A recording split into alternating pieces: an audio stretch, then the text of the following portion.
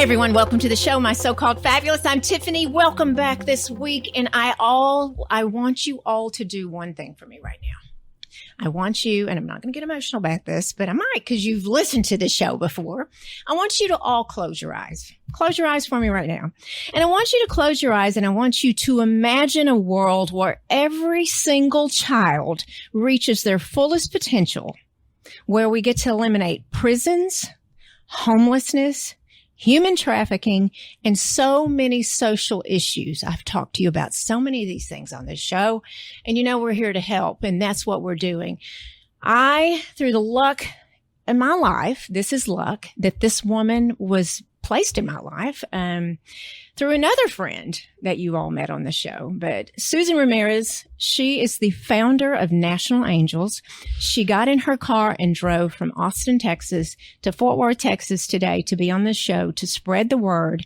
She is the founder of National Angels, and they're focusing on foster care community.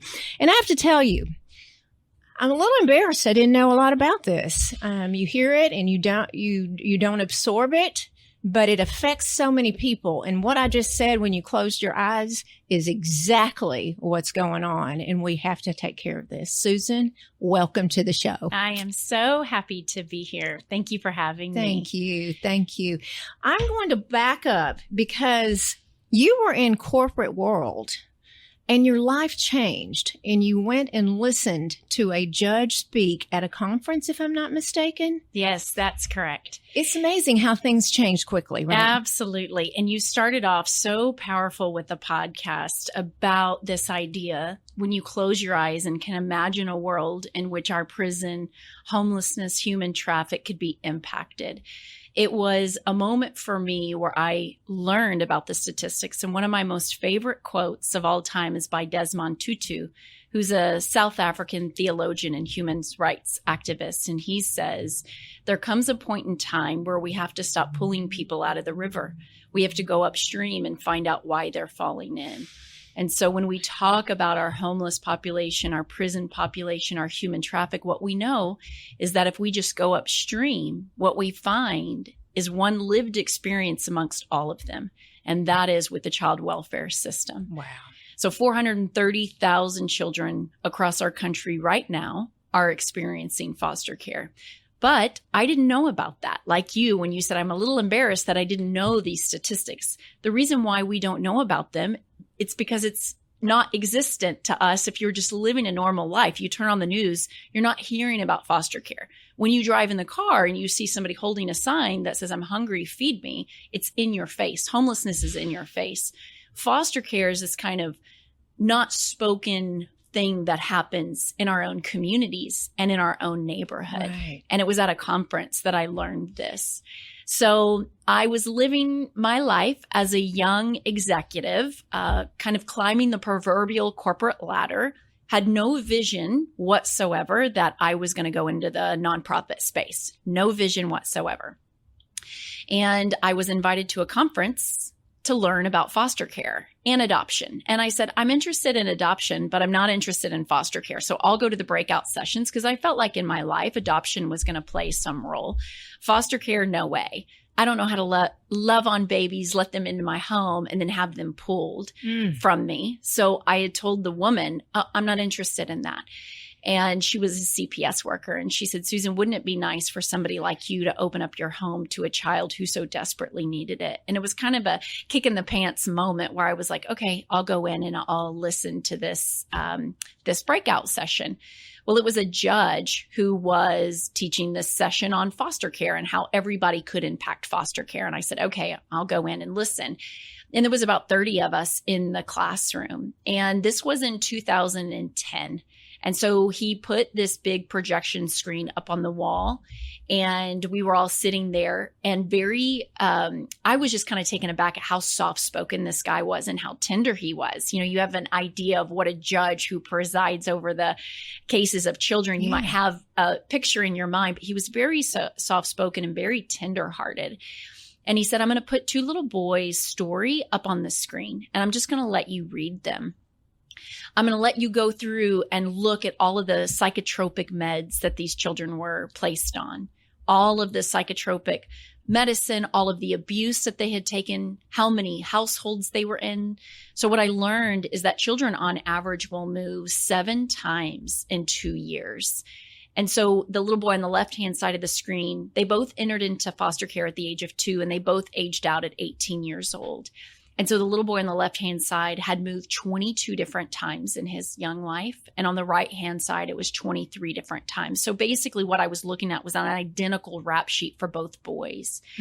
And the judge said that the little boy on the left-hand side of the screen, at 6 years old, the parental rights were terminated, which means the number one goal of children who enter foster care is so that they can go back to biological family, that mom and dad could do a placement plan and receive the children back. So the number one goal of foster care is not that it's permanent for them, but that they would go back.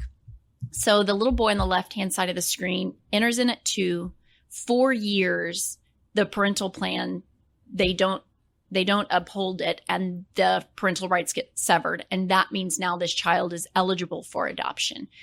So in the state of Texas, and really they have these all over the country, is they have these adoption picnics. So if you're a child who's looking to get adopted, you can go to these picnics and you can meet mommies and daddies. In fact, there was a movie made from this with Mark Wahlberg called Instant Family.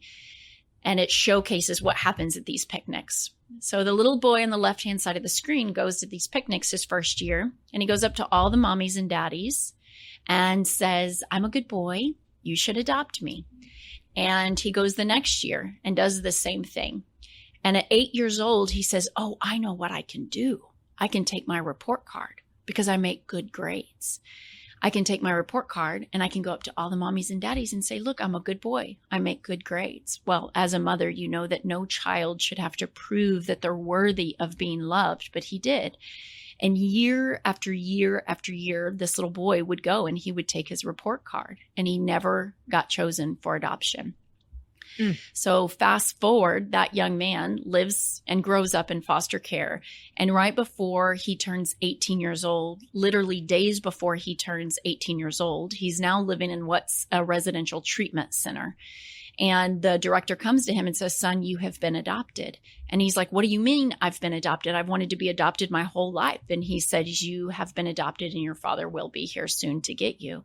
So the young man irons his shirt, and he's standing on the footsteps of the residential treatment center, which is where most of our kids, our teenagers, end up. And the father comes to him and says, "Son, I am sorry that it has taken me 18 years to find you, but you will never have to worry about where you go from here, that you are my son until the day that I die." And that young man moves in with him, and they put him through school, and they put him through seminary school, and he grows up to create a foster and adoption agency and places more kids in healthy, happy homes. And the judge says at that moment that there is hope. There is so much to be said for a child at 18 years old who has somebody there to kind of, quote unquote, rescue them. Right. And he said the other little boy on the other side of the screen, who's got the exact same amount of moves, abuse, psychotropic meds, rap sheet identical, except for when he turns 18 years old, there's nobody there to rescue him. And he leaves the residential treatment center until he can walk near a freeway. And he's walking and walking and walking and has no hope over his life whatsoever.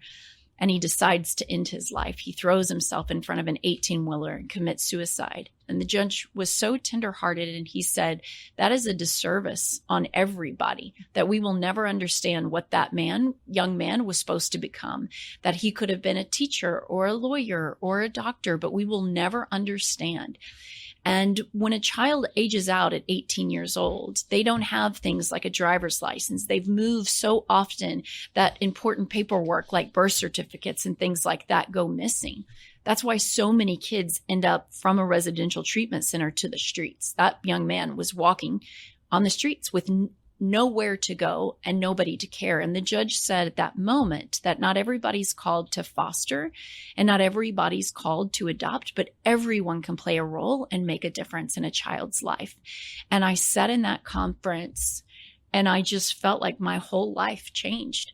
I just thought, I think we can do better for kids. Mm-hmm. I think that we could change the way that children experience foster care and prepare them for adulthood in a way that they're not being And I left that conference changed than how I went because of the story of those two little boys and a judge who said, not everybody's called to foster or adopt, but everyone can play a role and make a difference in a child's life. Right. And that's what your organization does in teaching that. And I love when I talked to you a couple of weeks ago, you told me I am not that foster parent. You're that right. is not, and you can admit that, you know, and I'm so blown away by the service and again, I go back to the beginning of the podcast. I feel guilty. I'm like, why haven't I seen this? You know what I mean? I see sex trafficking in here, you know what I mean? In my podcast and talk about that in prisons and abuse, but not seeing that. So you spreading the word is incredible. I mean, like the judge said, it takes a village. Yeah. Absolutely. It takes a village. I mean, yeah. And I think so many people don't know because you believe that it's taken care of by the government. But the truth is that the government can't mandate love, but we can, and we do at our organization. And that's what makes us so unique in our approach to foster care is that we build human connection and relationships. Right. And that's what changes foster care. And your organization helps and foster care families cope. You help, you teach, right? You help facilitate, right? Yeah. So what happens is when a family or a child enters into the foster care system, they will be placed with foster parents. And sometimes that looks like grandmas and grandpas, aunts and uncles. Sometimes it looks like traditional foster where they have no clue where they're going. Our organization immediately steps in to walk along the journey with caregivers, as well as ensuring children have what they need in order to thrive. So here's what we know about statistics is that 50% of foster homes will close within the first year. 50%. So if you decide that you want to foster, there's a 50-50 chance that you won't even make it through the first year because it's a real challenge and because you're not supported. But what we know through our data and our research is that foster families don't close their home when they're getting support. So support looks like intentional giving, making sure that we're meeting families' needs exactly where they are, relationship building, and also mentorship. So we're kind of this radical approach. You know, our program is called the Love Box program, but we are a one-size-fits-all.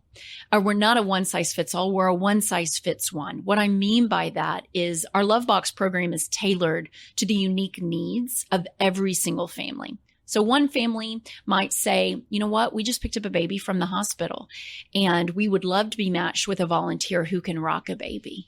We need somebody who can come in 3 times a week while we're doing laundry or washing baby bottles. It could also look like I need a hot meal on Friday because we do court visits on Fridays. It could look like showing up for the caregiver by coming and having coffee or going to court with the mom. So it's really this unique, tailored approach to walking alongside families to meet needs and to build bonds that last what we hope a lifetime. Right.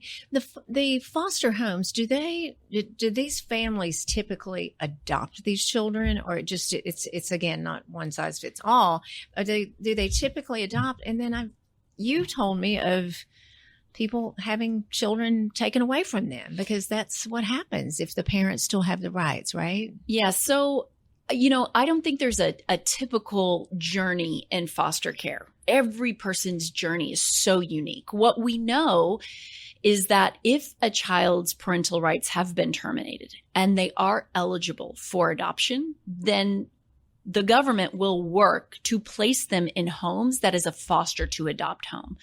So last year we were a part of like 65 adoptions through our program, which means we got to celebrate and see that. So this morning I actually heard about a mom that's been in our program for a long time that picked up a little baby boy from the hospital, and he's 1.5 years, and parental rights were just terminated on Friday. And so she will end up moving towards adoption. She is a foster to adopt home. Now, if she wasn't a foster to adopt home and she was just going to be a foster home, then that little boy would be moved from her and placed in a foster to adopt home. So there are some people who are called, I'm going to just be that intermediate support. And some really want to move towards adoption. Right. Do you have an opinion on how that is for the child, or it's just they're receiving love? So it's, you know what I mean? Like this child I have for a year and a half, and they fall in love with me, us, the family. Or is it just that it is what it is? I mean, you know, the child understand what a young child doesn't understand, but yeah, I mean, I don't think anybody really understands the trauma and the heartache of attachment and then being pulled from that. So my point of view is that what my hope is that we build so many strong bonds and relational permanence. And I always tell parents, and I tell our volunteers, like, do not be afraid to give your whole heart to this child. Let this child break your heart. Love this child. Because the more healthy adults that we can surround children, the more likely they are to grow up and reach their fullest potential. And so I say, go all in.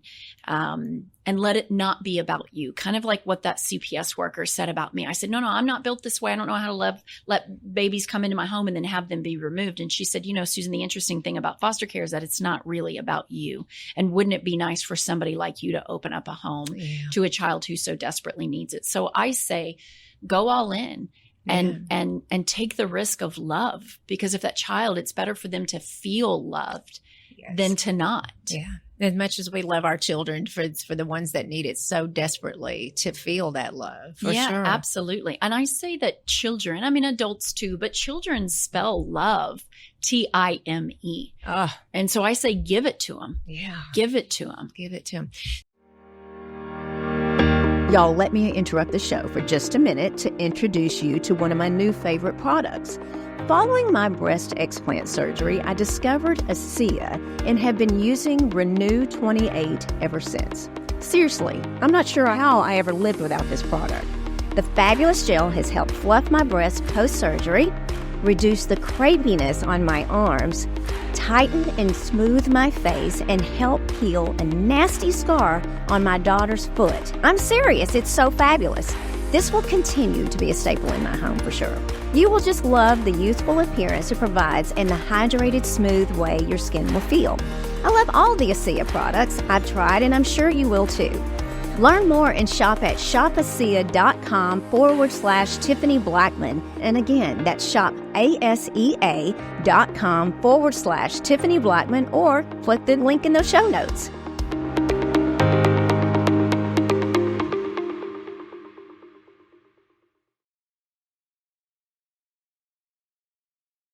So when you were talking about the parental rights are taken away, but then, and it might slip my memory, but there is a time frame where, let's say a mother's on drugs, or if whatever the case may be, they can rebuild their life and get their child back.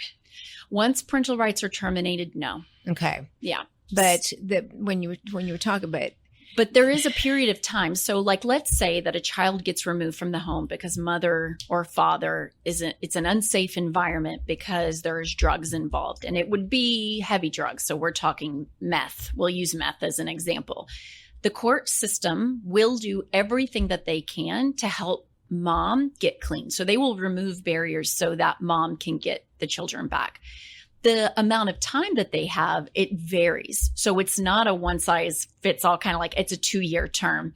It literally can vary based on how well the caregiver, the mom or the dad, is doing. Mm-hmm. Yeah. So it's not like you've got 6 months or you've got 8 months or you've got 2 years. Right. The court system is pretty forgiving and grace-filled to caregivers. Right. They're biological mom and dad. Right. Your organization works very, very one-on-one with CPS, correct? Yeah. So we have what's called an MOU, a Memorandum of Understanding. So the state will give us referrals for our program. So any child that enters into foster care, their CPS caseworker will do referrals on behalf of the children and the families. Wow. So we have a relationship with the state. You have a relationship with them. As well as, like in Central Texas, every single placement agency.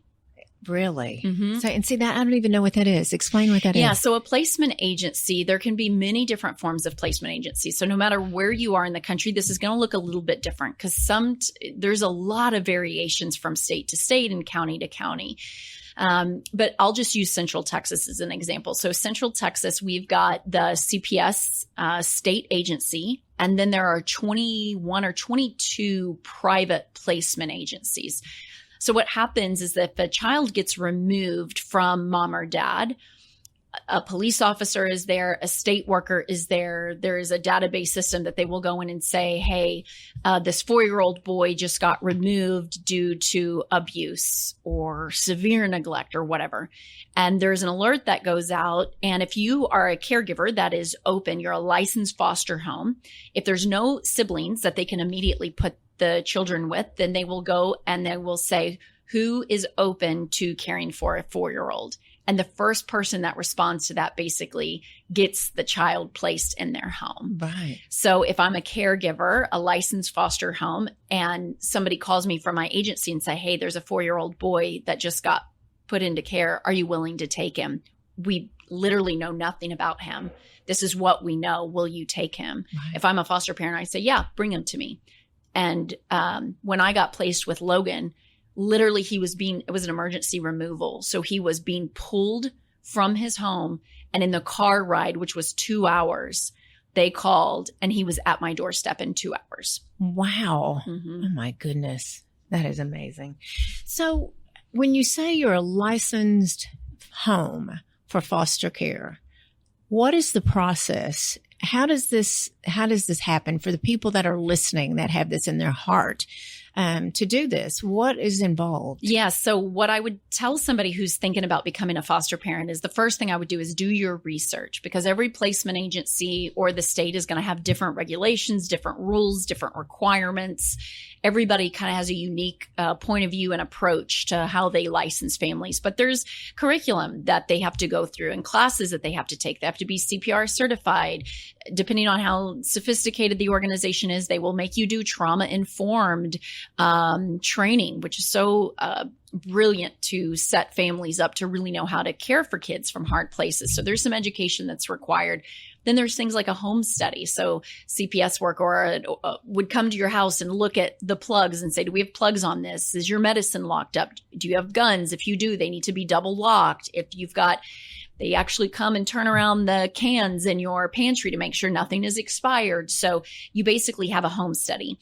In addition to that, you have psychological evaluation. So it's a pretty emotional thing to become a licensed foster parent, but it's for the safety and welfare of the children who will be placed with them. So, it can take anywhere between 3 to 6 months to become a licensed foster home. Right. And we have a woman in our office who recently got licensed as a foster home. And the day she got licensed, certified, that was the day that she had a child placed in her home. So it can happen pretty quickly, depending on the need. Wow. Yeah. Because there's a need. There's definitely a need. Yes. But, the interesting thing is that so many of us can't sign up to do that. Mm-hmm. And that's where our program is really unique, because what we believe is just what that judge said. Not everybody's called to foster and not everybody's called to adopt, but everyone can play a role and make a difference in a child's life. And so for those people who say, I don't know how to do this, I can't sign up to be a foster parent, but I do have a heart for kids, and I can go and rock a baby, mm-hmm. or I can cook a meal, or I can go and tutor a kid. Everybody can do something. Right. To volunteer their yes. time. So Susan, share with us, because there's people like myself, and you are, you're founder of National Angels, but you were honest with yourself, your family, your husband, your children, to say, I'm not a foster home. Mm-hmm. I can move mountains on this other side. What were the challenges for you? So we'll all feel normal, or what are those challenges? Yeah, well, during that time, it was, I was pretty young. I was in my late 20s during that time. So, number one, and there are people who have never had kids, biological children, and they do an incredible job. I didn't know what was normal in terms of a trauma response. What was a trauma response and what was just a normal childhood behavior? I didn't know. So everything to me felt so magnified. And also, I really felt called to do this. But the truth is my husband did not. And we were newlyweds. Oh, yeah. And so we had a couple of things stacked against us. Now, as seasoned parents of 2 boys, raising them, I feel like we would be much more equipped now to be able to deal with some of the challenges. But at that time, I wasn't fully prepared, and I didn't understand how to meet kids where they needed to be met. Now 15 years into this work, I feel a little bit differently. But the truth is that I feel like I'm leveraged so much stronger to make such a bigger impact than I could have ever done if I would let one child or two children into my home. Mm-hmm. The other thing is that my first love are my kids. Right. And I wanted to give, I'm a pretty busy social entrepreneur. And I work a lot. And I wanted for my life right now to be about the greatest amount of impact that I could make. And so for me, that looked like running, growing, and scaling an organization to transform not just one child's life, but all 430,000 children's life. Right. And I believe that I'm leveraged better. Right. Being in this position than I could have ever been just as one caregiver. Can you believe being in corporate world and where you are now? I mean, do you just sometimes just wake up and shake your head and go, wait? I know. If I think about it too long, I really just get emotional because I remember feeling this deep desire. So I did it for 5 years working in corporate America. It wasn't until 2015 that I quit my job. So for the first 5 years of growing this organization, I was working full time, but kept feeling this real rustling in my heart, this pit in my stomach, that this proverbial corporate ladder that I was climbing all of a sudden wasn't as enticing as what it was. I had recognized that we had a program that was transforming people's lives. And so could I stay on this path just for myself, or was I going to be brave enough to leave that behind and step into the unknown? Yeah. And so when I pause and think about the brave decision to leave corporate America, knowing the economic sacrifice that it was going to put on my family, I would do it 10 times over. And I would do it 10 times over because you never know what's on the other side of your yes. And once you take that leap, when I look back and I think we now have 117 employees, we're impacting 3,000 children on a monthly basis. I praise God for that kind of impact, but know also that there's this massive gap between where we are today and where we need to be. Right. And my vision is that in my lifetime, by 2050, I want every child in the country that's experiencing foster care in our program. So it's this big God-sized vision over what can be possible when you keep leaning into the yes and not letting fear hold you back. Because let me tell you, there is a mountain long laundry list of all the reasons why I wasn't going to be successful at this. Right. But I kept leaning into what could be possible. Lean in. So what are you doing down there in Austin? I mean, you shared so much with me with your building and things that you're looking forward to. And of course we need to fundraise and do all those fabulous things because again, things that we can do if we're not going to be a foster home. What are you doing down there? And share that. Such exciting news. We have so many exciting things on the horizon. So for us, the next 5 years are going to be critical for us. So I talked about right now, we're impacting about 3,000 children on a monthly basis, but our goal is to triple the impact in the next 5 years. One of the things that we did about 2.5 years ago is that we bought a church and we are about to demo it starting next month, which I'm so excited about. Hopefully demoing. Yes. You never know how it goes with construction, but code. I know, exactly. But we hope to be demoing the church and making way for the first of its kind in our country, which will be a foster care community center. So this will be a center that will impact children's lives in Central Texas, but they will also impact lives of those nationwide, because what the center will be is a place where families can come to receive all of the things, resources that we provide through our work, but it will also be a place where we will train and equip people who are called to start regional chapters. So, we have got 19 chapters in 14 states, but in order to reach every single child, we will need about 356 chapters nationwide. So there's somebody right now in some city that has a calling to start a regional chapter. Well, what that will look like is they will fly to Austin. They will be in the foster care community center where they will learn about our values and our programs and our case management software. We will train them and equip them so that they can go back home and launch a regional chapter. Wow. So it will be a center where families will be impacted, kids will be impacted, volunteerism will happen in that building. And also we will launch chapters out of that building and equip our case managers nationwide, our leaders, our board. So imagine Grand Central Station for foster care. That is what it will be. That's your dream. That's the dream. And you know it's going to happen. Let's hope so. It's going to happen. I know it is. When you, again, expanded to 19 chapters, 14 states. I mean, finding a chapter and launching that chapter, is that difficult, or it's just that one person listening right now that says, I know someone in West Virginia that can start this, right? Right. So I will tell you that for us, the number one, foster care is in a crisis in every city and every state. And we need to be in 356 metropolitan cities in order to reach every single child. What we look for is that unique quality in the leader. It is the number one indicator of success of a regional chapter is, do we have the right leader? So there's certain capabilities, traits, and drivers that we look for to really be able to push the mission forward. So what's interesting in the nonprofit space is that there's over 1 million nonprofits in our country. 30,000 nonprofits dissolve every single year.